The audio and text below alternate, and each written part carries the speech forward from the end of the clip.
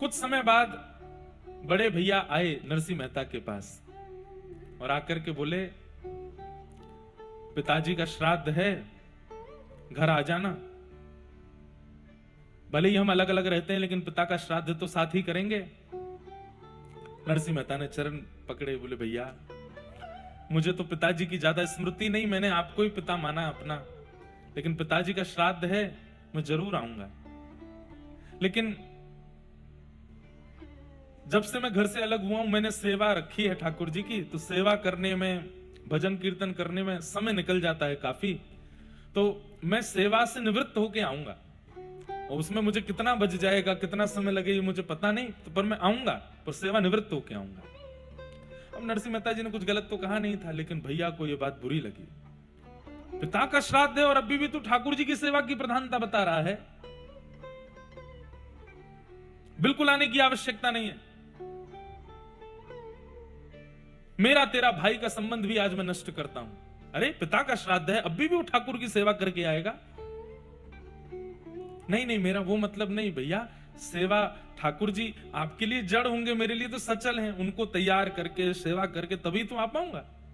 जा जा, मुझे ज्ञान मत दे, बैठा रहे घर, हम अकेले कर लेंगे, और बिल्कुल आने की आवश्यकता नहीं। नरसिंह मेहता अपनी पत्नी से बोले, अब क्या करें, भैया बुरा मान गए।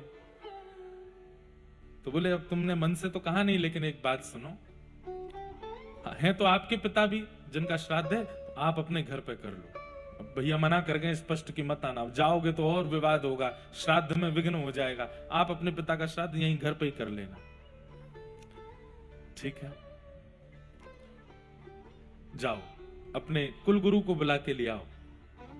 नरसिंह मेहता अपने कुल गुरु के पास गए, जाकर के कहा, पिताजी का श्राद्ध है। बोले, हमने तो तुमको वंश से निकाल दिया, हमने तो तुमको जाति से निकाल दिया, अब क्यों आए हो तुम? बोले, भले ही मैं जाति से अलग हूं, लेकिन पिताजी तो मेरे आपकी जाति के ही हैं, उनका श्राद्ध करवाने आ जाइए।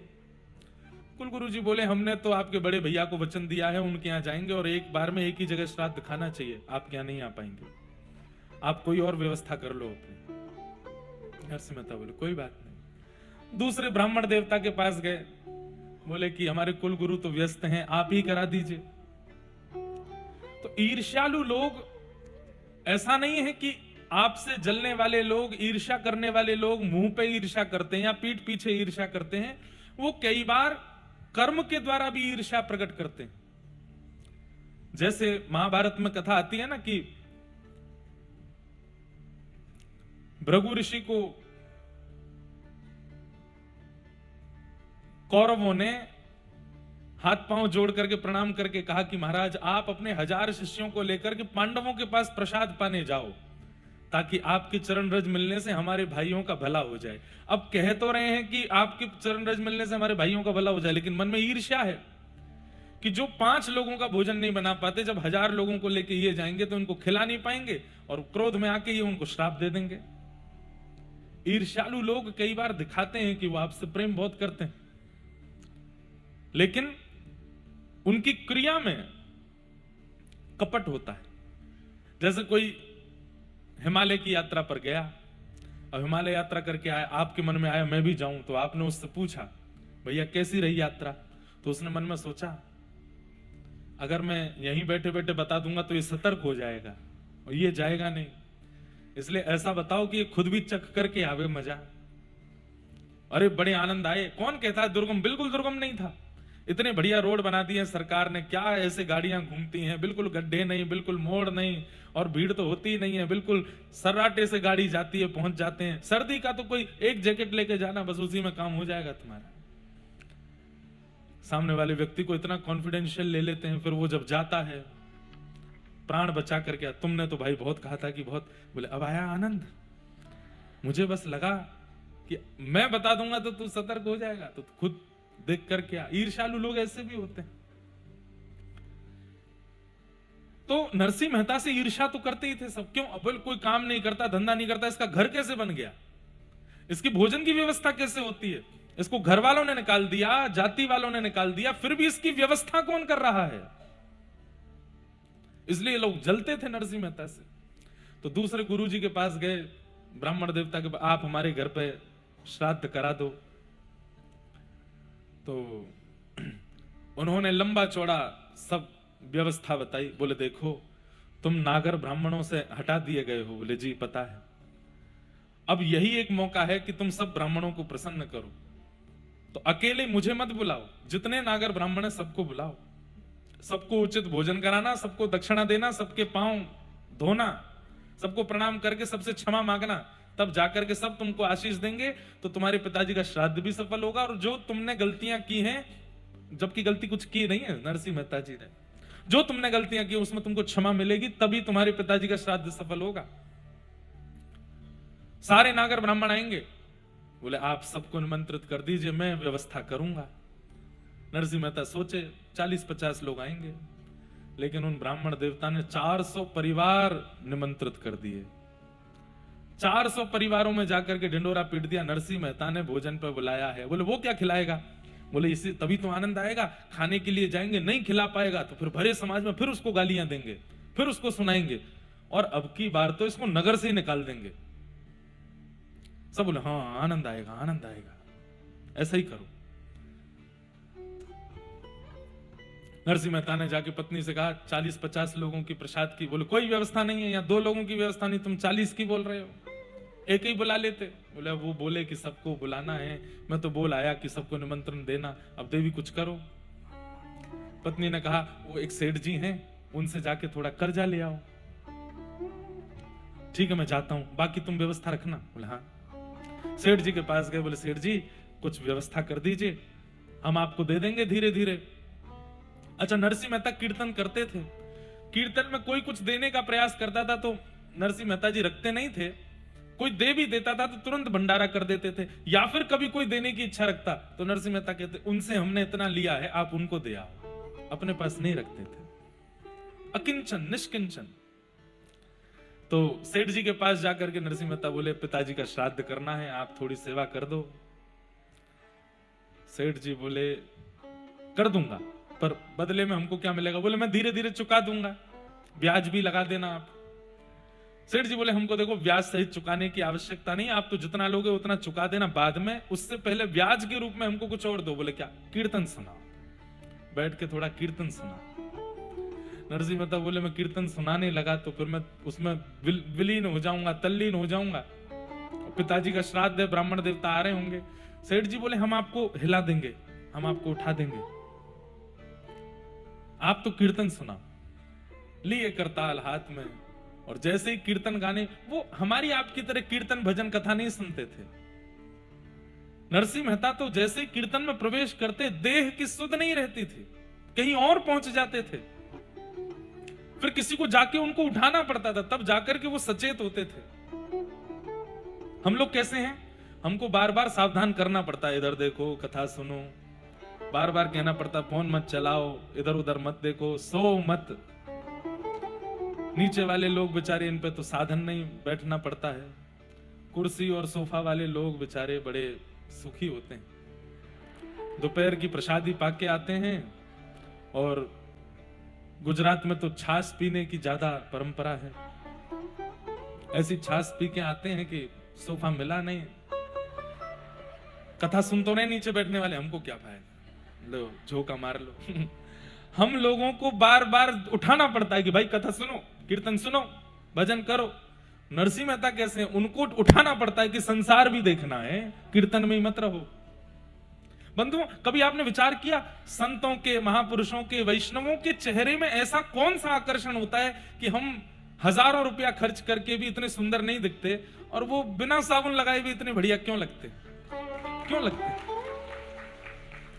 हमारे वृंदावन के महापुरुष महात्मा रज का तिलक लगाते हैं, चंदन का तिलक लगाते हैं, रोली तिलक लगाते हैं, जटाएं बढ़ा करके रखते हैं, दाढ़ियां बढ़ा करके रखते हैं, 2 जोड़ी कपड़ा पहन करके घूमते हैं।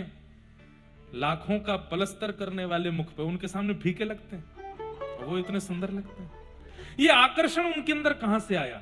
उनकी वाणी का आकर्षण, उनके रूप का आकर्षण, उनके आचरण का आकर्षण, उनका उठना बैठना चलना फिरना सब कुछ इतना आकर्षित क्यों होता है? क्योंकि हम लोग संसार में व्यस्त रहते हैं, ठाकुर जी के लिए समय कभी कभी निकालते हैं, और वे ठाकुर जी में व्यस्त रहते हैं, संसार के लिए कभी कभी समय निकालते हैं। ये अंतर है। हम आप सब लोग तो संसार में ही व्यस्त रहते हैं, कथा में भी आ जाते हैं तो भी संसार नहीं छोड़ते, तो भी यहां पर वही चिंतन बना रहता है। थोड़ा भूल करके बैठिए, कम से कम कथा में जितनी देर व्यास जी बैठे हो सन्मुख, उतनी देर तो आप लोगों को, अब यहां तो क्या कहने, आज हमको सुबह वीडियो दिखा रहे थे, 8 बजे से बालक यहां आकर के कीर्तन कर रहे हैं, सुबह 8 बजे से 9 बजे से। उनको बोलते हैं कि आपके लिए प्रसाद की व्यवस्था कर दें, आपको भोजन पानी कर लो भाई, सुबह से आप आ जाते हो। सब कह रहे हैं, बोले कि नहीं, इतनी सुंदर कथा महाराज जी आके सुनाएंगे, उसी से पेट भर जाता है हमारा, तो उसी से प्यास पूरी हो जाती है। नरसिंह मेहता जैसे आज भी हैं। और भैया ऐसों की कितनी बलैया लूं, मेरी तरफ से जो सुबह सुबह जल्दी आ जाते हैं ना, नेक नेक डिटोना लगा देना काजल का, कोई की नजर नहीं लगे आपको। इतना प्रेम, इतना भाव आप सबके चित्त में है। तो नरसिंह मेहता कैसे हैं? लग गए कीर्तन में, और कीर्तन में लगे, यहां जैसे ही गाने लगे, सामने वाले सेठ जी भी तल्लीन हो गए। द्वारिकाधीश विचार किए, ए नरसिंह, वहां घर पे ब्राह्मण आ रहे हैं सारे तेरे, कितना तू कीर्तन में व्यस्त हो जाता है, तेरे को सब जगह से बचाता हूं, तू फिर जाके फंस जाता है। ठाकुर जी बोले, भैया नरसिंह, अब तो कीर्तन से तुम उठोगे नहीं, और पिताजी का श्राद्ध होना है। ठाकुर जी ने रुक्मणी जी से कहा, रुक्मणी जी संभालो जरा मोर्चा, द्वारिका संभालना, मैं आता हूं थोड़ी देर में। कहां जा रहे हो? बोले अभी आता हूं। ठाकुर जी ने तुरंत नरसिंह मेहता का रूप धारण किया, घर पहुंच गए नरसिंह मेहता के, बैलगाड़ियों में सामान लेकर के, जैसे मानो मंडी से सारी सब्जियां खरीद करके लाए हों। पत्नी से कहा, देवी सेठ जी ने पैसे दे दिए हैं, बढ़िया सब सामग्री लाया हूं, बनाओ, तैयारी करो। ठाकुर जी पहुंच गए। पत्नी बोली, अकेली थोड़ी, आप भी लगो साथ में। ठाकुर जी बोले, हाँ कुछ सब्जी मैं भी अमनिया करता हूं। लगे नरसिंह मेहता की तरह अमनिया कर रहे हैं, सब्जी बना बना करके, काट काट करके दे रहे हैं। पत्नी सिद्ध कर रही है, अरे भाई यहां सौभाग्य नरसिंह मेहता का नहीं है, यहां सौभाग्य नरसिंह मेहता की पत्नी का भी नहीं है, सौभाग्य तो नरसिंह मेहता के पिताजी का है कि श्राद्ध करने ठाकुर जी आए, और श्राद्ध की प्रसादी भी अपने हाथ से सिद्ध कर रहे हैं। वहां नरसिंह मेहता कीर्तन में आनंदित हैं, नेत्रों से अश्रुधार, और दोनों सेठ जी और नरसिंह मेहता नृत्य करके कीर्तन कर रहे हैं। ठाकुर जी ने बढ़िया, इनके बालकों को भी कहीं श्राद्ध खाने की आवश्यकता नहीं है, इसी से ही घर चल जाना है, अब कहीं आने जाने की आवश्यकता नहीं है। घर में इतना धन हो गया कि 2-3 समय का भोजन रोज मिल जाएगा जीवन पर्यंत। सब ब्राह्मण हृदय से लगाने लगे, वाह नरसिंह तुमने कमाल कर दिया। जो प्रमुख ब्राह्मण देवता थे, उनके बड़े भैया ही थे जो इनके कुल के कुल गुरु थे, वो गए थे वहां बड़े भैया के यहाँ। बड़े भैया के यहाँ 4-5 ब्राह्मणों ने प्रसाद पाया, श्राद्ध आदि कराया। तो नरसिंह मेहता जी के बड़े भैया ने सबको, उस समय में नगर में सबसे बड़ी दक्षिणा नरसिंह मेहता जी के बड़े भैया ही देते थे। कितनी दक्षिणा देते थे? 1.5 रुपया। कितना? 1.5 रुपया। और 1.5 को बहुत मानते थे। 1.5 रुपया देख करके सब ब्राह्मण एक दूसरे का चरवा, देखो कितनी बढ़िया दक्षिणा मिली है। वो नरसिंह मेहता के यहाँ 4000 गए हैं, क्या करके आए होंगे, मार पिटाई चल रही होगी वहां। तो देखते हैं नरसिंह मेहता निकाल दिया कि नहीं नगर से। ये लोग श्राद्ध खा करके निकले तो देखो सामने से नाचते गाते हुए नागरवंशी ब्राह्मण सब उछल कूद करते हुए आ रहे हैं। इन लोगों ने जाके कहा, क्या हुआ? अरे क्या हुआ महाराज, आज तो नरसिंह मेहता ने आनंद कर दिए। बोले कैसे आनंद? बोले हम बाद में बताएंगे, पहले तुम बताओ, तुम उसके बड़े भैया के यहाँ गए, कितनी दक्षिणा मिली? हमको 1.5 रुपया। 1.5 रुपया दिया है, छोटी बात है क्या? तुम लोग बता दो, 54 58 कितना दिया है? 1 पैसा 2 पैसा। सारे ब्राह्मण हंस करके बोले, सोने की मोहर दी है, 12-12 सोने की मोहर। क्या प्रसाद, क्या खीर, क्या पूड़ी, क्या सब्जियां। अरे भैया नरसिंह मेहता ने तो आनंद कर दिए। इतना आनंद? बोले जी पता नहीं कहां से कौन देता है, नरसिंह मेहता पे आती कहां से ये चीजें। यहां पर सब ब्राह्मण चले गए। ठाकुर जी बोले, अब इनकी पत्नी पर कृपा कर दूं थोड़ी। तुरंत बैठ गए। देवी सब ब्राह्मणों ने पा लिया, खूब प्रेम से आज पिताजी का श्राद्ध हो गया, अब जो बचा है वो हमको पवाओ। हाँ आप विराजो। बैठ गए। बैठ करके ठाकुर जी ने बढ़िया सामने पत्तल में प्रेम से पाया, एक एक प्रसाद पाया, एक एक कण पाया। नरसिंह मेहता जी की पत्नी का नियम था कि पति के थाल में ही उन्हीं के बाद जो बच जाता था उस कण में थोड़ा मिला के पाती थी। ठाकुर जी ने प्रेम से पाया, खूब प्रेम से पा करके तृप्त हो गए। देवी आओ तुम भी जल्दी पालो, और मैं जाता हूं थोड़ा हाथ पांव धो के स्नान ध्यान करके संध्या करके आता हूं। ले जी आप जाओ। पत्नी बैठ गई पाने के लिए। ठाकुर जी गए सीधे द्वारिका। पहुंचे, आकर के मुकुट उकुट पहना, रुक्मणी जी से बोले सब ठीक? बोले हाँ बैठो विराजो। पुनः दर्शन के लिए खड़े हो गए। यहां नरसिंह मेहता जी कीर्तन कर रहे हैं। कीर्तन करते करते करते तब सेठ जी को होश आया। सेठ जी, नरसिंह मेहता नहीं निकले कीर्तन से, सेठ जी ही निकले। संसारी ही निकलते हैं पहले कथा कीर्तन से बाहर। थक गए। अरे मेहता जी 4-5 घंटे का कीर्तन हो गया। अरे अरे अरे मैं तो भूल ही गया। तुरंत करताल को प्रणाम किया, ठाकुर जी को प्रणाम किया। नाम सेठ जी, अरे तो पूरा दिन निकल गया, संध्या होने को आई है। पिताजी का श्राद्ध तो हुआ नहीं, वहां ब्राह्मणों ने पत्नी को बेचारी को क्या सुना दिया होगा, अब पता नहीं मेरे साथ क्या होगा। अब ठीक है जो होना होगा सो होगा, आप वो सेवा मुझे दे दीजिए, मैं करूं। जी ले जाइए। नरसिंह मेहता जी बड़े डरे डरे जा रहे थे, घबराहट हो रही थी मन में, कोई अब क्या होगा। मेरी पत्नी के साथ तो पता ही नहीं क्या ही किया होगा इन ब्राह्मणों ने। जा करके देखा तो क्या पाया, पत्नी जी तो बैठ करके प्रेम से पा रही है प्रसाद। नरसिंह मेहता बोले देवी पिताजी का श्राद्ध होना है आज, तुम पहले ही पाली हो। अरे ब्राह्मण नहीं आए थे क्या आज? अरे पिताजी का श्राद्ध है, कम से कम एक तो पारंपरिक और पारिवारिक कार्य पूर्ण होना चाहिए था घर में। क्या कह रहे हैं आप खड़े खड़े? ज्यादा भोजन कर लिया, सो जाइए आप। कई बार अति भोजन करने से भी थोड़ा नशा जैसा हो जाता है। क्या बोल रहे हैं खड़े खड़े? अरे मैं क्या बोल रहा हूं, सेठ जी के यहां गया था, उन्होंने कीर्तन में बैठा लिया, सुबह से कीर्तन ही करता रहा, 4-5 घंटे निकले देवी। अब जाकर के उन्होंने ये मुझे 12 रुपया दिए हैं, मैं लेके मैं जाता हूं। ब्राह्मण आए थे क्या ये बताओ? 4 घंटे से कीर्तन कर रहे थे आप? हाँ। नरसिंह मेहता की पत्नी है, भक्ति तो उनके चित्त में भी है। नेत्र सजल हो गए, रोंगटे खड़े हो गए, दौड़ करके गई, चरण पकड़ लिए। बोले ये कैसी बात कर रहे हैं, सच बताइए आप सेठ जी के यहाँ? तो बोले हाँ मैं सेठ जी के यहाँ अभी आया हूं। क्या हुआ, तुम इतनी भावुक क्यों हो रही हो? पूरा वृत्तांत बताया। बोले अरे आप सेठ जी के यहाँ थे तो फिर यहाँ आपके रूप में कौन आया? अरे बैलगाड़ियों में सब्जी भर के लाए थे, मेरे साथ अमनिया करवा रहे थे रसोई घर में, पूरी प्रसादी सिद्ध करा करके 4000 ब्राह्मणों को जिमाया, 12 सोने की मोहर दी। मैं कह भी रही थी कि इतना कहां से लेके आए हो?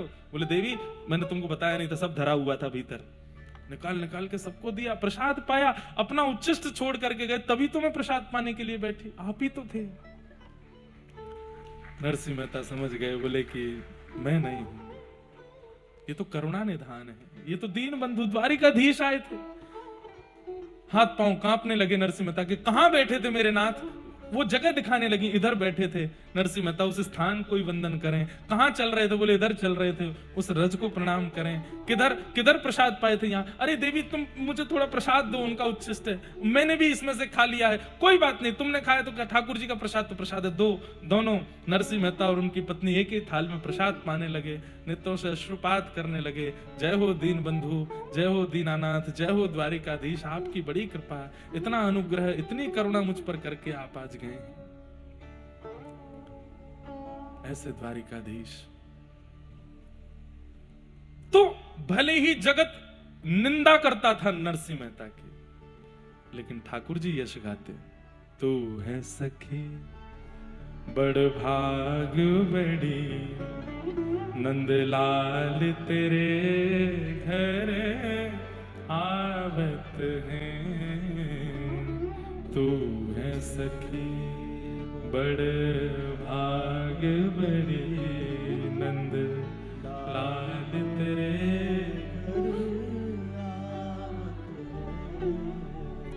हम कैसे बड़ भागी, हमारे यहाँ मंत्री आते हैं, हमारे यहाँ विधायक जी आते हैं, हमारे यहाँ प्रधानमंत्री आते हैं, हमारे यहाँ बड़े बड़े एक्टर फिल्म सितारे आते हैं, पर बड़ भागी तो नरसिंह मेहता हैं, जिनके यहाँ ठाकुर जी आ जाते हैं, जिनके यहाँ स्वयं किशोरी जी पधारती हैं, वो बड़ भागी। हमें ऐसा बड़ भागी बनना है। कोई और प्रतिष्ठित आवे नहीं आवे, प्रतिष्ठा भी जिनको देख करके लज्जित होती है, ऐसी प्रतिष्ठा के मूर्तिमंत स्वरूप ठाकुर जी कभी हमारे घर आओ। और सब कोई इनको यश गावत, सब कोई इनको यश, पर ये तेरो यश गावत है, ये तेरो यश गावत है। और एक बात मेरी बहुत ध्यान से सुन लीजिए, नित्य तिलक स्वरूप लगाने वाले जितने भी यहां बैठे हैं, जो नहीं लगाते उनसे प्रार्थना शुरू करो, और जो लगाते हैं वो ध्यान से सुनो। जब आप लोग सुबह सुबह स्नान ध्यान करके अपना स्वरूप तिलक करते हो, वास्तव में आप नहीं करते हो, ठाकुर जी ही आपके हस्त कमल में बैठ के अपना चिन्ह पधराते हैं। तू अपनो श्रृंगार करत है, तू अपनो श्रृंगार करत, ये दर्पण हाथ दिखावत है, दर्पण हाथ दिखावत है। तू है सखी बड़ भाग बड़ी, नंदलाल तेरे घर आवत है, तू है सखी बड़ भाग बड़ी, नंदलाल तेरे घर आवत है। निज कर गूथ सुमन के गजरा, निज कर गूथ सुमन के गजरा। अरे यहाँ कितने ऐसे वैष्णव बैठे होंगे जो स्वयं पुष्प चयन करके माला बना के ठाकुर जी को धराते होंगे, लेकिन यहाँ कुम्मन दास जी इस पद में क्या कह रहे हैं कि जब अपने किसी प्रेमी के पास ठाकुर जी जाते हैं तो स्वयं पुष्प चयन करके अपने हाथ से माला बना के अपने ठाकुर जी लेके जाते हैं और अपने उस प्रिय को जाकर के पहनाते हैं। निज कर गूथ सुमन के गजरा, निज कर गूथ सुमन के गजरा, ये अपने ही हाथ पहरावत है, अपने ही हाथ पहरावत है। तू है सखी बड़ भाग बड़ी, नंदलाल तेरे घर आवत है, तू है सखी बड़ भाग बड़ी, नंदलाल तेरे। यहां बैठा हर वो वैष्णव, उसके लिए ये पद है जिसके घर में ठाकुर जी की सेवा। कल रात्रि एक निवास पे गए थे, वहां राघव जी की सेवा, और छोटे से जैसे हमारे लड्डू गोपाल होते हैं ऐसे ही लड्डू राघव जी छोटे से राघव जी, और जैसे ठाकुर जी के पास वंशी होती है उनके पास धनुष बाण रखा था छोटे से। तो ऐसे स्वरूप देख करके, सेवा देख करके, बंधुओं एक बात बोल दें आपको, आपके घर का वातावरण प्रवेश करते ही बता देता है कि इस घर में सेवा होती है कि नहीं होती, इस घर में ठाकुर जी प्रधान है कि व्यक्ति प्रधान है। कई जगह ऐसी होती है कि घरों में जाकर के लगता है कि व्यक्ति प्रधान है, ठाकुर जी तो किराए पर रह रहे हैं यहाँ पे, और कई घरों में जाकर के ऐसा लगता है ठाकुर जी मुखिया हैं, ये लोग किराए पर रह रहे हैं यहाँ पे। ठाकुर जी की भाव से होती है सेवा, और यही होना चाहिए कि ठाकुर जी प्रधान हो घर में, उनको पूछ करके प्रसादी। अभी मैं बंबई में था, पुणे के एक हमारे भक्त हैं, कथा सुनते हैं, दीक्षा भी ली, आए, वो बोले महाराज जी हमने एक नई युक्ति की है, दोनों पति पत्नी जॉब करते हैं, पर हम सोचते हैं कि सेवा हम ज्यादा नहीं कर पाते, तो हम एक बार में ही सुबह जल्दी उठ करके ठाकुर जी की पूरी सेवा करते हैं। और उसमें भी आपने कथा में कहा कि राग, भोग और श्रृंगार, तीन में से कोई भी एक निपुण होना चाहिए, या तो राग में निपुण हो, या श्रृंगार में निपुण हो, या भोग में निपुण हो, किसी एक चीज में तो परिपूर्णता आनी चाहिए। ठाकुर जी को सुंदर सुंदर गा करके सुना सको तो बहुत अच्छा। अगर आप कहो कि महाराज जी कंठ इतना अच्छा नहीं, वाद्य बजाने आते नहीं, तो अपने श्रृंगार को अच्छा करो, अच्छा अच्छा श्रृंगार करो। आपको ठाकुर महाराज जी श्रृंगार भी नहीं हो पाता हमसे, तो कम से कम भोग तो अच्छा धराओ ठाकुर जी को, कोई एक चीज तो बढ़िया करो। तो उन्होंने कहा महाराज जी हमने भोग की सेवा अच्छी कर ली है घर में। मैंने कहा कैसे करते हो? तो बोले हम 30 दिन की 30 सामग्रियां लिखते हैं पर्चियों में, और 30 पर्चियों को मोड़ करके एक कटोरा में धरते हैं ठाकुर जी के पास, और उसमें सुबह का बाल भोग, एक ही पर्ची में बाल भोग, राजभोग और शयन भोग, 3 भोग लिखते हैं अलग अलग, 30 दिन के अलग, एक भी रिपीट नहीं होगा। और ठाकुर जी के आगे वो धर देते हैं। रोज सुबह श्रृंगार आदि करने के बाद में फिर उसमें से एक पर्ची उठाते हैं, उसमें जो लिख करके आता वही ठाकुर जी की प्रसादी बना के उनको पवाते हैं। स्वेच्छा से नहीं, ठाकुर जी की इच्छा से, उनकी जो इच्छा है वो पवाएंगे। ऐसे ठाट होने चाहिए ठाकुर जी के। वस्त्रों में भी वैसे तो नियम से चलता है, आज सोमवार है, कल मंगलवार है, सबके रंग अलग अलग होते हैं, इस दिन ठाकुर जी को ये पहनते हैं, ये पहनते हैं, पर उसमें भी ठाकुर जी की इच्छा, घर की हर एक गतिविधि भगवत इच्छा से हो। अब उसमें अगर ठाकुर जी कूदने को कह रहे हैं तो कूद ही जाना। ये हम अपनी आप बीती बता रहे हैं। हमारे जब से गिरधर लाल जी की सेवा विराजमान हुई है, लोग माने नहीं माने इस बात को, 2020 में लाल जी की सेवा प्रारंभ हुई, अभी 19 में पधारे थे, 20 में प्रथम उत्सव हुआ था, और अब ठाकुर जी का ब्याहुला है। 2019 से लेकर के 2026 का प्रारंभ चल रहा है।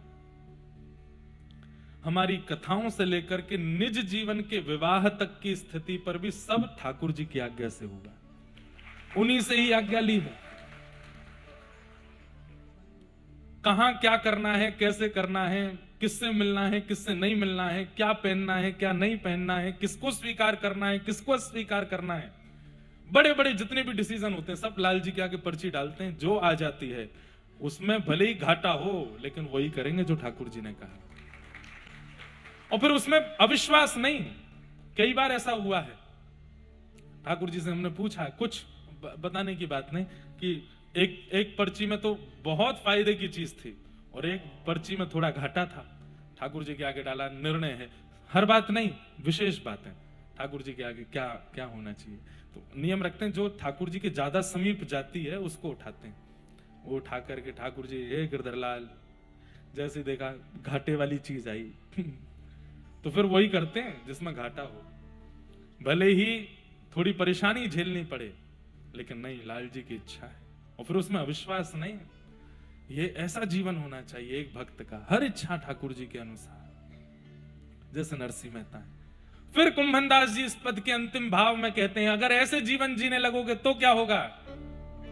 कुंभनदास लाल गिरधर के, कुंभनदास लाल गिरधर के। कुंभनदास जी, उनके घर में शीशा नहीं था, तो रोज पुष्टि मार्गीय तिलक लगाते थे। हमारे पुष्टि मार्गीय वैष्णव ऐसे तिलक लगाते हैं, तो पुष्टि मार्गीय तिलक थोड़ा और कठिन है, तो उसके लिए कम से कम दर्पण तो चाहिए लगाने के लिए। उनके घर में दर्पण नहीं था, तो ठाकुर जी आते थे और गोदी में बैठ करके, और छोटे से लाला थोड़ी पकड़ करके कुंभनदास जी से कहते, हाँ कुंभना, मैं देख रहा हूं, तू लगा, स्वरूप लगा। तो कुंभनदास जी करते, हाँ यहीं तो खींच ले ऊपर, हाँ ये लग गो, बहुत सुंदर, अब नीचे तो नहीं घुमाए दे, अब यहाँ ते लगा, वाह कितना सुंदर लग रहा हो मेरे कुंभना। ठाकुर जी बलैया लेते, ठाकुर जी आरसी बनते।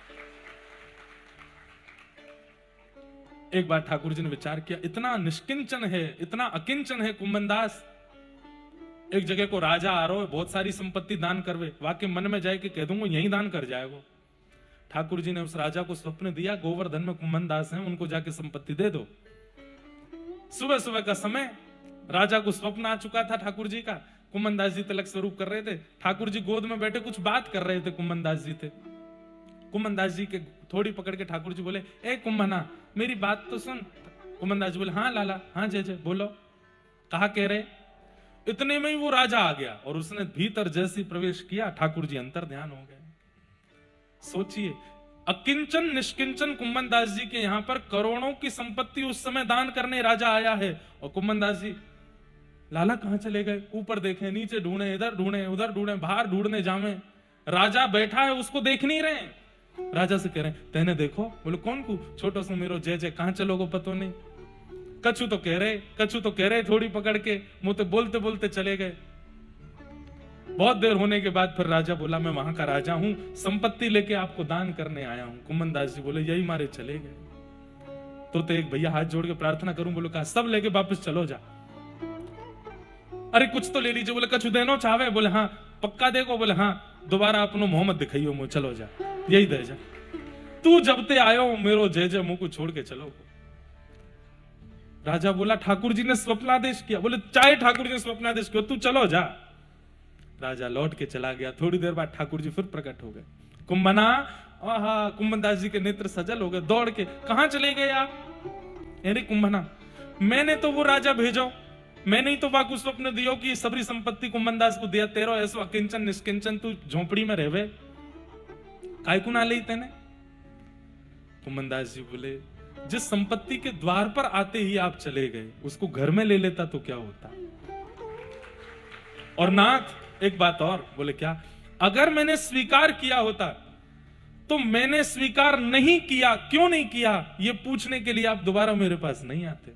आपको लगता कि अब तो सब मिल गए कुंभन दास को, प्रेम से जीवेगा, आप तो मंदिर में चले जाते। नाथ हमारे लिए सर्वधन सर्व संपत्ति आप हो। कुंभन दास लाल गिरधर के, कुंभन दास लाल गिरधर के, ये तो तेरे ही हाथ बिकावत हैं, तेरे ही हाथ। अरे भैया प्रेम करवे वाले भगत अगर ठाकुर जी को कहीं बेकऊ आवेंगे ना तो बिकोर जाएंगे आपके हाथों। तू है सखी बड़ भाग बड़ी, नंदलाल तेरे घर आवत हैं, तू है सखी भाग बड़ी, नंदलाल तेरे। इसलिए भैया कोई रीझे नहीं रीझे, कोई प्रशंसा करे ना करे, ठाकुर जी प्रशंसा करे, ऐसी क्रिया कर्म करो, ठाकुर जी आपसे आनंदित हो। हमारे वृंदावन में आपको भागवत जी का वास्तविक प्रत्यक्ष दृष्टिगोचर रूप दिख जाएगा। क्यों? धर्म अर्थ काम और मोक्ष, इन चारों की कामना ब्रजवासियों को नहीं होती। बहुत ध्यान से सुनिएगा। सबसे पहला आता है धर्म। धर्म में कई नियम बताए गए पर उन नियमों का पालन करना पूरे विश्व के लिए आवश्यक है, ब्रजवासी नहीं करते। देखना हो तो कभी ग्रहण पर जाना। हमारे वृंदावन में ग्रहण काल के समय खाना वर्जित है, सोना वर्जित है, पीना वर्जित है, आदि आदि सब काम वर्जित है सबके लिए। लेकिन आप जब वृंदावन में जाएंगे और हरिदासियों से मिलेंगे तो क्या देखेंगे? ग्रहण काल पर 56 भोग चल रहे हैं, उनके प्रसादी चल रही है धुआंधार। और महाराज हमारे वृंदावन में तटीय स्थान है, वहां तो भंडारा होता है। तो वो कहते हैं भैया तुम ग्रहण काल है काय को खा रहे हो? बोले अरे ग्रहण ना है। बोले तू ना जाने, चंद्र ग्रहण होता है। तो वो कहते हैं, बोले चंद्रमा कौन है? बोले चंद्रमा हमारी श्री जी हैं। और बोले बात चंद्रमा के ऊपर ये कालो कालो ये श्याम सुंदर आयो है, आज श्री जी पे श्याम सुंदर आए, हमारे भंडारा होएगो। हमारा ब्रजमंडल धर्म से परे बातें करता है। इसलिए कई धार्मिक लोग ब्रजवासियों की बात सुनकर के कभी कभी डिबेट करने आ जाते हैं, ये कैसे हो सकता है? पर भाई वो ब्रजमंडल है, वहां दीन बंधु दीनानाथ जगत नियंता जगदाधार परमात्मा वैकुंठ वासी भगवान को भी जब घोड़ा बना करके मधुमंगल चल सकते हैं, छचिया भरी छाछ पे नाच नचायो, जहां पर बड़े बड़े देवता भी स्तुति कर करके हैरान हो जाते हैं, ठाकुर जी आंख खोल के नहीं देखते उनकी ओर। छचिया कहते हैं ये हाथ के बीच वाले हिस्से को सीधा हाथ करके जो ये गड्ढा बनता है इसको छचिया बोलते हैं। और इतने गड्ढे में जितनी छाछ आ जाती है, कितनी छाछ आती है? 10-5 बूंद आ जाती होगी। इतनी सी छाछ पर ब्रज की गोपियां ठाकुर जी को नचा देती हैं। लाला पिएगो? बोले हाँ पीऊंगा, पहले नाच के दिखा। छचिया भरी छाछ पे नाच नचाए। तो धर्म से परे चलते हैं प्रेमी। अच्छा ब्रजवासी बार बार कहूंगा तो कई लोग हो सकता है मुझे ही कटघरे में खड़ा कर दें।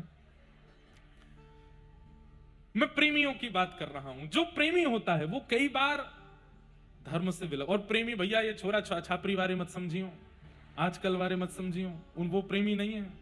प्रेमी तो ठाकुर जी से जो करते हैं वही है, बस उन्हीं को प्रेमी कहते हैं। बाकी संसार में स्त्री पुरुष आदि आदि जो आपस में एक दूसरे से उनका संबंध है उसको प्रेम नहीं कहते, वो प्यार हो सकता है। भक्त का भक्त से प्रेम हो सकता है, भक्त का भगवान से प्रेम हो सकता है, तीसरा कोई और प्रेम का संबंध नहीं होता। बाकी सब स्वार्थ लाग करहीं सब प्रीति। तो जो प्रेमी हैं वो धर्म से कई बार विलग चले जाते हैं, और धर्म के विलग स्थिति में भी उनका प्रेम स्वीकार्य होता है। एक कथा आती है, एक बार संतों की जमात जा रही थी दर्शन करने के लिए ठाकुर जी का। तो रात्रि में एक घर के बाहर बढ़िया आंगन था, वहीं रुक गए। वो आंगन और वो घर किसी वैश्या का था। वैश्या ने संतों को जब देखा तो उसके मन में भाव आया कि मैं हूं तो नगर वैश्या, लेकिन आज संत मेरे द्वार पर आए तो क्यों ना मैं सेवा करूं। संतों के चरणों में जाकर के उस वैश्या ने प्रणाम किया, बोली महाराज मैं योग्य नहीं, मैं लायक नहीं, मैं ऐसी मैं वैसी, आप मेरे द्वार पर कैसे चले आए? मेरे कौन से प्रारब्ध कर्म का फल मुझे देने के लिए आप आए हो? अरे देवी, अब प्रारब्ध कर्म तुम्हारा क्या ये तो हम नहीं जानते, ठाकुर जी की इच्छा थी तो हम रुक गए यहां पर। तुम कौन हो? मैं नहीं बताऊंगी, क्योंकि मैंने सत्य बताया तो आप चले जाओगे। संत बोले नहीं जाएंगे, बताओ ना कौन हो तुम? उसने कहा मैं इस नगर की वैश्या हूं। मुख्य साधु जो थे वो तो बैठे रहे, बाकी सब खड़े हो गए अपना झोला लेकर के। चलो चलो चलो, पुण्यम पापम अपवित्र पवित्रो वा सर्वावस्थांगतो पिवा। सब लोग अपने ऊपर जल छिड़कने लगे, लेकिन गुरुजी जब तक नहीं उठेंगे हम कैसे जा सकते? शिष्यों ने कहा गुरुजी चलें? नहीं, अब तो यहीं बैठेंगे। महाराज इसका अन्न जल, इसका आंगन, इसको देखना भी हमारे लिए हमारे पुण्यों को नष्ट करेगा, भजन नष्ट कर देगा। महाराज आप क्यों बैठ रहे हैं? बोले यदि पुण्य नष्ट होने ही हैं तो हो जाएं। ठाकुर जी ने यहां बैठाया है तो इस पर कृपा करने के लिए बैठाया है। हम साधु केवल इसलिए बने हैं कि जो दक्षिणा दे, जो माला पहनावे, जो प्रणाम करे, जो नियम से रहे, उसका ही खाना है। जो व्यवचार में है, जो कहीं ना कहीं भटक गया है, उसको सुधारना हमारा कर्तव्य नहीं है। वो कितनी दीनता से, कितने भाव से प्रणाम कर रही है, और तुमको उसकी उसकी उसकी क्रिया दिखाई दे रही है, तुमको उसका भाव नहीं दिख रहा। देखो बेटी, हम तुम्हारा अन्न स्वीकार नहीं कर सकते, हम तुम्हारा जल भी नहीं पी सकते, हम तुम्हारी कोई भी सामग्री नहीं ले सकते, क्योंकि उसमें पवित्र क्रिया से कमाई गई वस्तु नहीं है। लेकिन भूखे भी कैसे रहें? अब तुम्हारे द्वार पर आए हैं तो। उसने कहा मुझे बताइए ना, क्या करके मैं कौन सा प्रायश्चित करूं जिससे कि आप मेरे घर का कुछ स्वीकार करें? तो उन संत ने कितनी अच्छी युक्ति बताई। बोले एक हो सकता है। बोले क्या? तुम्हारे घर में जितना धन है, जितना भी धन है, 1 रुपया भी मत बचाना, सब कुछ लेकर के आओ, उस सबसे जितना सोना हो सके खरीदो, और उस सोने का दिव्य मुकुट बनवाओ, ठाकुर जी को भेंट करो, ठाकुर जी को अर्पित करो, अपना सर्वस्व ठाकुर जी के श्री शीश पर चढ़ा दो। हमको अर्पित करोगी, हम स्वीकार नहीं कर पाएंगे, हमें तप करना पड़ेगा, भजन करना पड़ेगा, तब जाके तुम्हारे द्वारा दिया गया वस्तु हम बचाने के अधिकार, पर इतना तप नहीं कि हम तुम्हारा धन ले सकें। ठाकुर जी तो स्वीकार करेंगे। वो तो रोम रोम पुलकित हो गया। और दूसरी क्रिया, अब इस क्रिया को छोड़ो, अब तो अपना शेष जीवन ठाकुर जी के भजन में लगा। बोलो मुझे स्वीकार है। उस वैश्या ने अपना घर बेच दिया, उसके पास जितना धन था सबसे सोना खरीद करके एक दिव्य मुकुट निर्माण कराया। संतों ने कहा अब इस मुकुट को लेकर के हम जाएंगे मंदिर में, ठाकुर जी को अर्पित करेंगे। नाचते हुए संत जन जा रहे हैं, सिर पर मुकुट लेकर के। मंदिर में पहले ही पहुंचा दिया था संदेश कि हम दिव्य मुकुट ठाकुर जी को अर्पित करने ला रहे हैं, और वो वैश्या सबसे पीछे चल रही है। बस उन संतों की प्रसन्नता को देख करके ही वो आनंदित हो रही है। उसको लग रहा है कि इतने सारे ठाकुर जी ही नृत्य कर रहे हैं मानो।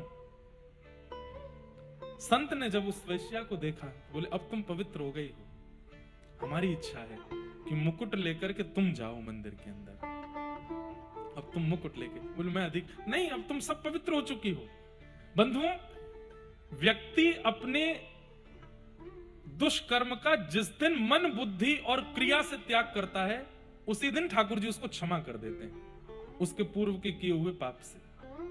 2 बातें हैं, एक तो पूर्व के पाप को या पूर्व की क्रिया को स्वीकार करके उसके प्रति कोई प्रायश्चित भाव रखे, और दूसरा उस क्रिया को पुनर्ना करने का संकल्प ले ले। ठाकुर जी इतने में ही क्षमा कर देते हैं, बस अब मुझे याद ही नहीं कि तुमने पहले किया क्या था, भूल गया मैं, इतने से ही प्रसन्न हो जाते हैं।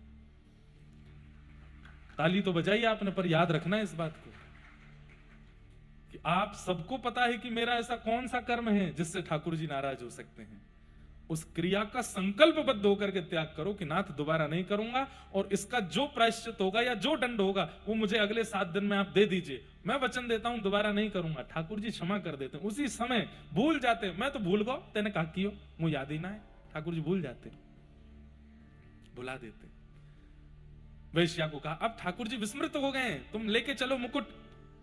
जैसे वो वैश्या सिर पर एक थाल में मुकुट लेकर के जाने लगी, पर ठाकुर जी भी परीक्षा की अवधि कभी कभी बढ़ा देते हैं। पुजारी सब खड़े हो गए द्वार पर, हम इस वैश्या को भीतर नहीं घुसने देंगे, इसके द्वारा निर्मित मुकुट पहना रहे हैं, यही बहुत बड़ी बात है। आपने इसका स्पर्श करा दिया, इसके सिर पर धर के ला रहे हो, इसको पूरी सवारी निकलवा के इसके हाथों से मुकुट नहीं पहनेंगे ठाकुर जी। तो साधु ने जाकर के पुजारियों से बड़ी शास्त्रार्थ किए, हर तरीके से कैसे भी बोली यही पहनाएगी ठाकुर जी को मुकुट। अंत तो गत्ता पुजारी हार मान गए, सब ने द्वार खोल दिया, बोले ठीक है अब चलो। जैसे ही वो वैश्या भीतर प्रवेश करने लगी, उसी समय उसको मासिक धर्म हो गया, रुक गई वहीं, तुरंत मुकुट नीचे धर दिया, हाथ जोड़ के बोली शायद ठाकुर जी ही नहीं चाहते हैं मेरे हाथ से मुकुट धारण करना। आपने तो बहुत प्रयास किया कि मैं कैसे भी पवित्र हो जाऊं, हर प्रकार से मैंने सब कुछ किया, धन लगा दिया, ये कर दिया, घर बार बेच दिया, जीवन का पूरा का समर्पण ठाकुर जी के नाम के प्रति कर दिया, पर देखिए ना ये अभी ही होना क्यों आवश्यक था। ठाकुर जी शायद स्वीकार नहीं करना चाहते। साधु के नेत्रों में आंसू आ गए, बोले ठाकुर जी संसार निष्ठुर हो गया, ये सब ब्राह्मण निष्ठुर हो गए, साधु भी निष्ठुर हो गए थे, पर आप निष्ठुर हो गए, ये मुझे समझ नहीं आ रही बात। ये तो आपके हाथ की बात थी, आप चाहते तो इसको पवित्र ही रहने देते, फिर ये क्यों हुआ? जब उस साधु के नेत्रों से अश्रु जल गिर करके नीचे पृथ्वी पर गिरे, तभी क्या देखते हैं, दिव्य तेज प्रकट हुआ और मंदिर में जो विराजमान ठाकुर जी थे वो स्वयं चल करके बाहर आ गए, और बाहर आकर के सिर झुका करके बोले इस वैश्या के हाथ से ही मुकुट पहनूंगा, ये पहना दे। ऐसी अवस्था में उस वैश्या ने अपने हाथ से मुकुट उठा करके ठाकुर जी के शीश पर धारण कराया और वहीं प्राण त्याग दिए, ठाकुर जी में विलीन हो गए। सोचिए, जब व्यक्ति प्रेम की पराकाष्ठाएं पार कर जाता है तो कहीं ना कहीं पाबंदी और धर्म की जो एक प्रकार से कहते हैं परकोटा है, वो लांग जाता है व्यक्ति, और लांग नहीं जाता, ठाकुर जी लंगवा देते हैं। हम सबको धर्म के अधीन रहना चाहिए, पर कई बार प्रेम की अवस्था ऐसी ठाकुर जी के प्रति हो जाती है कि वो उससे ऊपर चले जाते हैं। धर्म, प्रेमी धर्म से ऊपर उठ जाता है। दूसरा है अर्थ, प्रेमी को अर्थ की इच्छा भी नहीं होती, आकाश वृत्ति से रहता है। आकाश वृत्ति किसको कहते हैं? आकाश वृत्ति कहते हैं कोई खिला जाएगा तो खा लेंगे, कोई पहना जाएगा तो पहन लेंगे, कोई दे जाएगा तो बैठ जाएंगे, कोई पिला देगा। ये आकाश वृत्ति से भी कई महापुरुष रहते हैं। हमारे व्रजमंडल में असंख्य महापुरुष आकाश वृत्ति से रहते हैं, उनकी भरपाई ठाकुर जी ही करते हैं। कौन खिलाता है, कौन देता है, कुछ नहीं पता। प्रेमी को अर्थ की भी इच्छा नहीं होती, धर्म की इच्छा नहीं, अर्थ की इच्छा नहीं, प्रेमी की कोई कामना नहीं होती, कोई कामना नहीं, धर्म अर्थ काम, और सबसे बड़ी बात प्रेमी को मोक्ष की भी इच्छा नहीं, मुक्ति नहीं चाहिए। परमानंद प्रभु चतुर ग्वालिनी, परमानंद प्रभु चतुर ग्वालिनी, ब्रज रज तज मोरी जाए बलाए, ब्रज रज तज मोरी जाए बलाए, कहा करूं वैकुंठ ही जाए, कहा करूं वैकुंठ जाए। तो अब इस विषय में तो बोलना बहुत कुछ आ सकता है कि प्रेमी व्यक्ति धर्म अर्थ काम मोक्ष से ऊपर उठ जाता है। हमारे बिहारी जी में आरती होती है बिना घंटी के, घंटी नहीं बजती बिहारी जी में, कभी जाओ आरती होती है, पूछो क्यों नहीं होती? पूरे ब्रह्मांड में बिना घंटी की आरती नहीं होती, बिहारी जी में घंटी नहीं बजती। लाला है छोटा सा, घंटी बजाएंगे तो डर जाएगा। लो, धर्म से परे की बात। पूरे विश्व में ठाकुर जी उठते हैं सुबह 4 बजे, 3 बजे, 3:30 बजे, 2:45 बजे। बद्रीनाथ में 3 बजे इतनी कड़ाके की ठंड में ठाकुर जी का अभिषेक होता है। और ब्रज में हमारे बिहारी जी 8 बजे उठते सो के, बच्चों नेक्सो सो लाल आए, देरी ते सोवे, 12-12 घंटा की नींद पूरी करे अपनी। ऐसे ठाकुर जी। नाथ द्वारा चले जाओ, वहां ठाकुर जी का शयन रात्रि 6 बजे ही हो जाता है। शाम को 6, 6:30, 7 बजे ठाकुर जी गए विश्राम में। बोले क्यों? बोले जब नंद भवन में ठाकुर जी रहते थे, नंदरानी यशोदा आदि के समय पर, ठाकुर जी इसी समय सोते थे। और कम से कम 12 घंटा ठाकुर जी की नींद होनी चाहिए। 4 बरस के लाला हैं, 6 बजे सो जाते हैं, सुबह 5-6 बजे उठते हैं। फिर धर्म से ऊपर की चर्चाएं, प्रेम धर्म से ऊपर ले जाता है। नारद जी महाराज वेदव्यास जी से कह रहे हैं, नयद वचश्चित्र पदम हरेर यशो जगत पवित्रम प्रगणित करहिचित तद्वायुषम तीर्थ मुशंति मानसा नयत्र हंसा निर्मुक्त शिक्षया। हे वेदव्यास जी, आपने इतने वेद पुराण आदि ये सब जो लिखे हैं, इन सब से ज्ञानियों का उद्धार हो जाएगा, वैरागियों। बोले मैं कर लूंगी, मुझे कोई दिक्कत नहीं।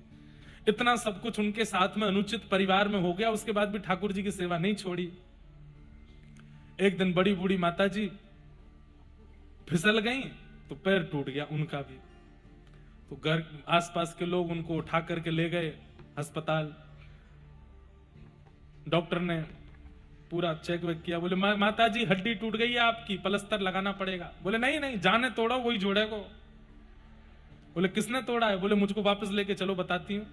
बोले अरे सूज जाएगा पैर, टूट गई है हड्डी। बोले लेके तो चलो। वापस मंदिर में लेके आए। चतुर्भुज भगवान थे, उनके सामने खड़ा किया मैया को। पैर टूटा हुआ है। मैया बोली एक पत्थर लेके आओ। कोई पत्थर लेके आया तो पत्थर उठा के बोली ठाकुर जी से, मेरो पैर तोड़ दियो तेने, अब मैं तेरो पैर तोड़ूंगी। पहले मेरो ठीक कर, नहीं तो तेरो तोड़ दूंगी। तेने मेरो पति छीन लियो, बेटा छीन लियो, तब भी मैंने तेरी सेवा ना छोड़ी, और तेने आज मेरो पाम तोड़ दियो, अब ही तोड़ू। सब बोले अरे मैया क्या कर रही हो? इतने में ही कड़क करके आवाज आई, मैया को पाम सीधो है। ठीक है, ठाकुर जी ने कर दिया। आप लोग इससे प्रेरणा लेकर के कुछ मत करना। बुखार आ जाए तो ठाकुर जी कोई एसी के सामने रुक जाते हैं ना, मुझे बुखार चढ़ाया तो भी चढ़ेगा, आप नहीं करना। पर जब प्रेम की पराकाष्ठा इतनी ऊंची पहुंच जाती है ना, तो व्यक्ति जानबूझ करके नहीं करता, उसके व्यवहार में होती हैं ये सारी चीजें। जानबूझ के नहीं करता, वो उसके व्यवहार से होने लगती। उसके विचार व्यवहार सब प्रेम युक्त हो जाते हैं। तो प्रेम धर्म अर्थ काम मोक्ष से ऊपर की चर्चा है। नारद जी महाराज ने व्यास जी से कहा, जो प्रेमी हैं उनके लिए आपने क्या लिखा? तब व्यास जी बोले मैं क्या लिखूं, आप मुझे आज्ञा करो। तब नारद जी महाराज ने कहा, आप समाधि लगाओ और ठाकुर जी के प्रभाव का नहीं, स्वभाव का वर्णन करो। ठाकुर जी का प्रभाव तो पूरा विश्व जानता है। आप चारों वेदों में, अनेक पुराणों में ठाकुर जी का प्रभाव वर्णन कर चुके हो। अब ठाकुर जी का स्वभाव दिखाओ। वो प्रेमी कैसे हैं, उनका हृदय कैसा है, उनका मन कैसा है, उसके बारे में चर्चा करो। तो प्रेमः पुरर्थो महान, प्रेम के प्रेमियों के लिए भागवत जी का निर्माण किया वेदव्यास जी ने। समाधि नानुस्मर तद्वचेष्टितम, समाधि लगा करके वेदव्यास जी महाराज ने श्रीमद् भागवत की रचना की। तत्पश्चात भागवत संहिता को अपने पुत्र श्री सुखदेव जी को प्रदान किया, और सुखदेव जी ने यही कथा परीक्षित को सुनाई। प्रश्न पूछा गया, महाराज ये परीक्षित कौन है, जरा इसके बारे में हमें बताइए। बोले परीक्षित पांडवों का वंशधर है। तब पूछा कि हमने सुना है कि परीक्षित को 7 दिन में मरने का श्राप लगा था, किस कारण से लगा, कृपा कर हमें वो विस्तार से बताओ। तो महाभारत का थोड़ा प्रसंग यहां सुनाया गया। महाभारत युद्ध जब पांडव जीत गए, तब कौरवों के पक्ष से गुरुपुत्र अश्वत्थामा अर्धरात्रि में मारने के लिए गया पांडवों को, लेकिन सोते हुए द्रौपदी के 5 पुत्र मार दिए, पांडवों को नहीं मार पाया। बंधुओं एक बात सुनिएगा हमारी, कई बार हम लोगों के चित्त में भी छल आ जाता है। छल किसे कहते हैं? छल का मतलब होता है छुप करके, छुपाव करके, कपट करके कोई क्रिया हम करते हैं, उसको छल पूर्वक छल कहते हैं। या किसी के साथ विश्वासघात करते हैं।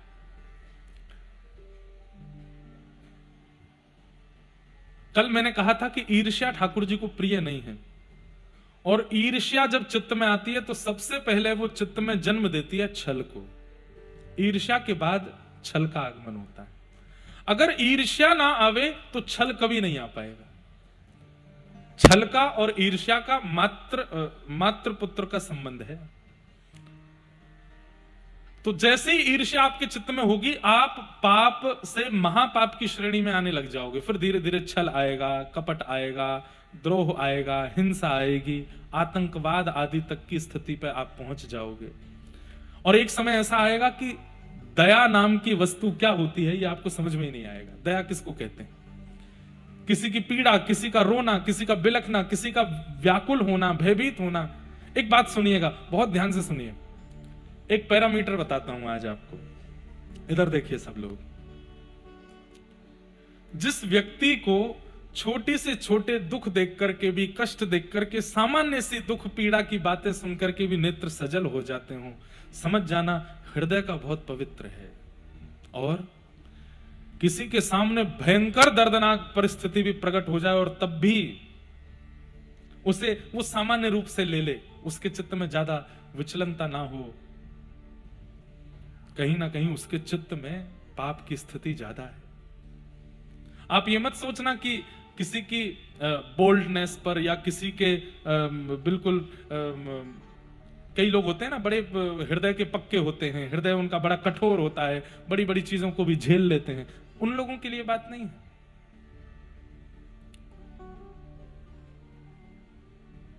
अब मैं कैसे बताऊं, एक बार एक व्यक्ति को आना था मिलने के लिए, नहीं आ पाए।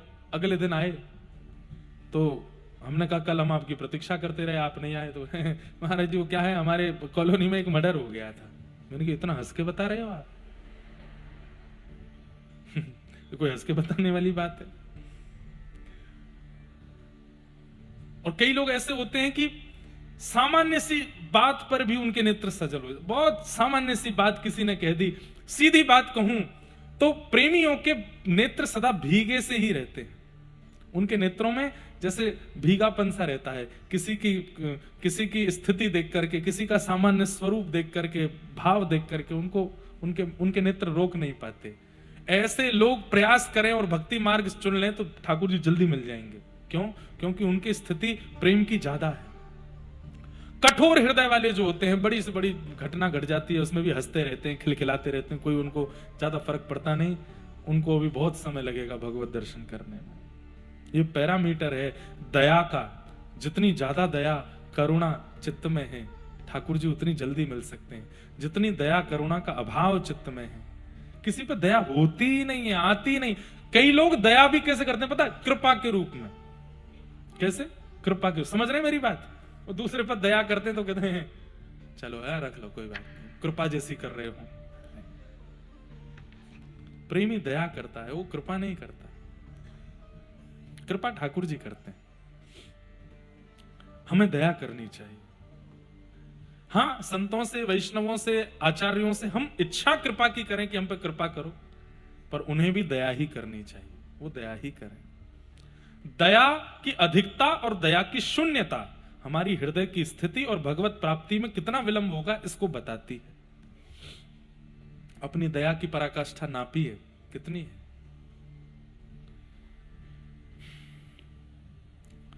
तो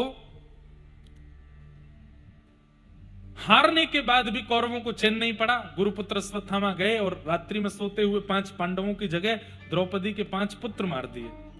पता चला कि ये तो द्रौपदी के 5 पुत्र हैं, तो बड़ी ग्लानि हुई, लेकिन भगवान पांडवों को बचा ले गए। प्रातः काल का समय हुआ, द्रौपदी को पता चला कि मेरे पुत्र मार दिए, निर्दोष पुत्र मार दिए। बहुत रोई। अर्जुन ने प्रतिज्ञा ली कि मैं तेरे बालकों के हत्यारे को जीवित नहीं छोड़ूंगा। जैसे तैसे अश्वत्थामा को पकड़ लिया, पकड़ करके सन्मुख प्रकट किया और कहा यही है तेरे बालकों का हत्यारा। द्रौपदी देख ले, और तू चाहे तो तू बता, वही दंड इसको दूंगा। तेरे निर्दोष बालकों को इसने मारा है। निरीक्ष कृष्णापकृतं गुरुसुतं वामस्वभावा कृपया ननाम च। उवाच चासहन्तस्य वन्धनानयनं सतिं मुच्यतामीश ब्राह्मणो नितराम गुरु। बहुत ध्यान से सुनिएगा इस विषय को।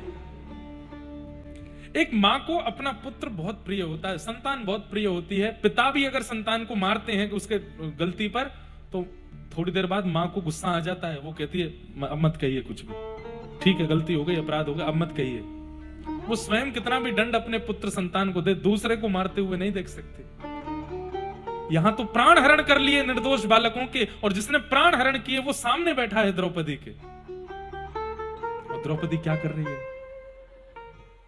द्रौपदी जैसी जाती है और जैसी देखती है कि अरे ये तो हमारे गुरुदेव का पुत्र अश्वत्थामा है। अर्जुन बोला इसी ने मारा है पांचों को। द्रौपदी तुरंत गई, हाथ पैर बंधे थे, तुरंत रस्सी खोल दी, हाथ की पैर खोल दिए, तुरंत अपने पल्लू से उसके जो चोट लगी थी उनको साफ करने लगी। गुरुपुत्र आपको हम प्रणाम करते हैं, आप ऐसे सब देख करके चकित रह गए। ये बालकों के हत्यारे को पूज रही है। सब देख करके चौंक गए, पर दूर खड़े द्वारिकाधीश के नेत्र सजल हो गए। बोले यही तो मुझे प्रिय है, ये क्षमा, ये करुणा, ये दया, यही तो ठाकुर जी को प्रिय है। बंधुओं, कोई व्यक्ति हमारे साथ अनुचित करता है, ठीक है वो हमारा कोई प्रारब्ध, लेकिन उस अनुचित के परिणाम में हम क्या करते हैं ये ठाकुर जी बहुत ध्यान से देखते हैं। अब तुम क्या करोगे? अनुचित करे तो परिणाम में दया होनी चाहिए। कोई व्यक्ति जघन्य पाप करे तो उसको दंड आदि देना ही चाहिए, उसके लिए दंड निर्मित है ही। पर लेकिन व्यक्ति अपने साथ किए गए, अपने ईमान पर किए गए या अपने जीवन में किए गए कोई अनुचित कृत्य करने वाले को देख करके उसको क्षमा कर देता है ना, ठाकुर जी उसको हृदय से लगा लेते हैं। ठाकुर जी कहते हैं कितनी दया है, कितनी करुणा है इसके हृदय में। द्रौपदी कह रही, आगे खड़ी हो गई अश्वत्थामा के, कोई इसको हाथ नहीं लगाएगा, ये हमारे गुरु का बेटा है। और इसको ना मारने का एक कारण नहीं है, अनेक कारण बता सकती हूं मैं। ये गुरु पुत्र है इसलिए इसको नहीं मारना चाहिए, गुरु का ऋण है हमारे ऊपर। अरे आप सब योद्धा हैं, आप सब हाथ में धनुष बाण लेकर के खड़े हैं, गुरुदेव की कृपा है। उन गुरु का ऋण तो हम चुका नहीं पाए, कम से कम उनके पुत्र को तो नहीं मारे। दूसरा, हम क्षत्रिय हैं और ये ब्राह्मण है, इसको मारने का हमारा अधिकार नहीं है। तीसरा, ये भी एक मां का बेटा है और मैंने अपने पुत्र खोए हैं। मुझे पता है कि पुत्र के जाने का कितना वियोग होता है, मैं नहीं चाहती कि वो वियोग किसी और को हो, इसलिए इसको मत मारो। और अंतिम बात, अगर इसको मारने से मेरे पुत्र जीवित हो जाएं तो इसे मारो, लेकिन वो जीवित नहीं होंगे तो फिर क्यों ये पाप कर रहे हो, इसे मत मारो। ये 5 बातें जब द्रौपदी ने कही, द्वारिकाधीश अपने स्थान से आए और आज द्रौपदी का नामकरण कर दिया। क्या? कृष्णा, मैं कृष्ण हूं, ये कृष्णा है। निरीक्ष कृष्णापकृतम गुरु सुतम। भगवान ने अपने नाम के आगे अकार, एक आ की मात्रा लगा दी, क्योंकि अकार और इकार शब्द के अंत में होने से कई बार शब्द स्त्रीलिंग हो जाता है। अधिकतर माताएं बहनों के नाम के अंत में इकार या अकार होगा ही। कृष्ण भगवान का नाम है, कृष्णा द्रौपदी का नाम है। भगवान ने द्रौपदी को हृदय से लगाया, वाह मेरी बहन द्रौपदी, मैं दया का स्वामी हूं, मैं दया का देवता हूं, आज दया की देवी मुझे मिली है। भगवान ने द्रौपदी को करुण भाव से हृदय से लगाया।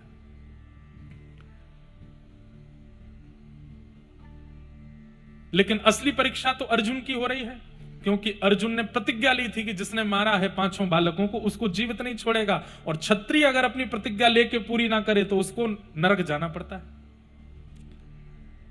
भगवान ने द्रौपदी को गले लगाया और गले लगा के लौटते लौटते सीधे कान में बोल गए अर्जुन को, ए अर्जुन अपनी प्रतिज्ञा मत भूल, तुझे करना है जो वो कर ले। अर्जुन बोला ये तो बड़ी विडंबना है, बालकों के मां मना कर रही है, बालकों के हत्यारे को दंड देने में प्रथम अधिकार तो मां का है, वो कहेगी तो ही तो करूंगा।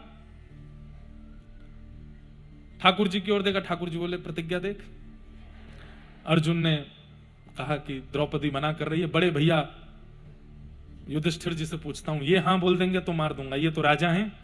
युधिष्ठिर जी के पास गया, अब आप राजा हैं, आप आज्ञा कीजिए, मुझे क्या करना चाहिए। नहीं नहीं, मुझे द्रौपदी की बात में सार लग रहा है, मत मारो इनको। ठाकुर जी की ओर देखा, ठाकुर जी बोले प्रतिज्ञा। क्योंकि जब अर्जुन प्रतिज्ञा ले रहा था उस समय ठाकुर जी रोक रहे थे। प्रतिज्ञा क्रोध में ली जाती है, व्यक्ति प्रतिज्ञा अधिकतर क्रोध में लेता है, निष्ठुर प्रतिज्ञा। और जिस समय अर्जुन प्रतिज्ञा ले रहा था, 5 बालकों को मरा हुआ देख के मैं प्रतिज्ञा लेता हूं कि इन बालकों के हत्यारे को, उसी समय ठाकुर जी ने हाथ पकड़ा, क्रोध में निर्णय मत लो अर्जुन। अर्जुन ने ठाकुर जी का हाथ हटा दिया था। क्रोध में व्यक्ति ये भी नहीं देखता कि गुरु खड़े हैं, कि पिता खड़े हैं, कि ठाकुर जी खड़े हैं। इसलिए बंधुओं, क्रोध बहुत बुरा है। कभी भी क्रोध में कहीं जाओ, कथा में, मंदिर में और सत्संग में क्रोध में नहीं जाना चाहिए। क्रोध में नहीं, क्रोध अपवित्र करता है हृदय को। जिस प्रकार स्नान करने के बाद में अगर कोई कीचड़ डाल दे तो पुनः नहाना पड़ता है, ऐसे ही शुद्ध हृदय के बाद यदि क्रोध आ जाता है तो आप उतने ही अपवित्र हो गए हैं जितने कीचड़ डलने पे होता है। आपको पुनः शुद्ध करना पड़ेगा अपने आप को। क्रोध में कभी मंदिर मत जाओ, क्रोध में कभी कथा में मत जाओ, क्रोध में कभी सत्संग में मत जाओ। और अंतिम बात, जीवन के कोई भी निर्णय कभी क्रोध में मत लो, क्योंकि क्रोध अपवित्र करता है वाणी को, विचारों को। आप देखो, व्यक्ति बोलता है बड़े सधे हुए शब्द, क्रोध जैसे ही आता है उसके शब्दों में गाली का प्रयोग होना, अपशब्दों का प्रयोग होना प्रारंभ हो जाता है। व्यक्ति विचार बहुत शुद्ध रखता है, लेकिन जैसे ही क्रोध होता है विचारों दूषित हो जाते हैं, सब चीज अपवित्र हो जाती है क्रोध के आते ही। और जिन लोगों को बहुत क्रोध आता है, सोच लीजिए आपका नहाना धोना किसी काम का नहीं है, अपवित्र ही रहते हो, आप क्रोध ही करते रहते हो। कुछ क्रोध अच्छे हैं, जैसे मां का पुत्र के प्रति, पिता का संतान के प्रति, उसको सुधारने के लिए, संवारने के लिए, घर के बड़े जनों का छोटे जनों के प्रति, गुरुजनों का शिष्यों के प्रति, मालिक का अपने एम्प्लॉइज के प्रति, उनको संभालने के लिए। ज्यादा वो बॉस बन करके करने के लिए क्रोध अच्छा नहीं। किसी व्यक्ति की योग्यता के लिए, किसी व्यक्ति की श्रेष्ठता के लिए किया गया क्रोध अच्छा है, पर इंटेंशनली किया गया क्रोध, चिढ़ करके किया गया क्रोध, किसी को नीचा दिखाने के लिए किया गया क्रोध अच्छा नहीं। राम जी क्रोध में नहीं है, इसलिए पहले हनुमान जी को भेज रहे हैं, फिर अंगद जी को भेज रहे हैं, फिर किसी और को भेज रहे हैं कि इनसे संभल जाए, और तब भी रावण नहीं माना, तो फिर युद्ध हुआ। यदि क्रोध में होते तो सीधे जाकर के वध ही कर देते। भगवान क्रोध में होते तो पूतना, अघासुर, बकासुर, धेनुकासुर को नहीं मारते, सीधे कंस का वध कर देते, जड़ ही उखाड़ फेंकते, किसी को नहीं आना होता। सबसे ठाकुर जी ने संकेत भिजवाया कंस को कि अब भी संभल जाओ, नहीं माना तो फिर वध किया। हम लोग उल्टे हैं, हम सीधे उस व्यक्ति को ही क्रोध करके निर्णय लेके उसके साथ कुछ अनुचित करने का प्रयास करते हैं।